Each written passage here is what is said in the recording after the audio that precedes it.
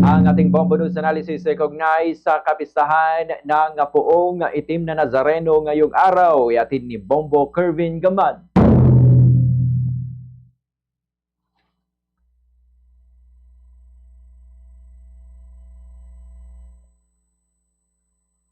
Maagang nakapaghanda ang Philippine National Police o PNP para sa gaganaping traslasyon ngayong araw kung saan inaasang milyon-milyong deboto ang dadagsa para sa taunang relihiyosong aktibidad.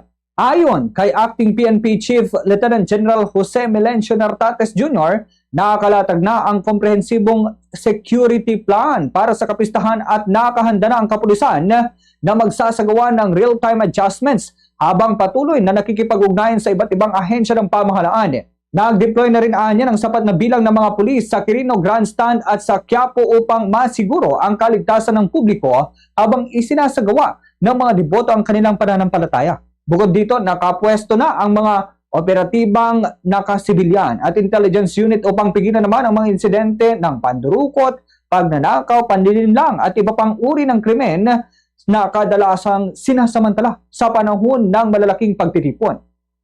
Nagdagalaga rin ang PNP ng mga Police Assistance Desk at mga dedikadong tauhan na tutulong naman sa mga debotong mangangailangan ng saklolo, impormasyon o agarang tulong medikal. Samantala, ayon kay Manila Police District o MPD spokesperson Police Major Philip Ines, naka-full alert ang MPD para sa traslasyon. Patuloy umunong ipatutupad ang maximum tolerance sa hanay ng kapulisan at pinalalahanan ng publiko na ang tunay na debosyon ay naipapakita sa pamamagitan ng pagsunod sa mga tagubilin ng simbahan at mga otoridad.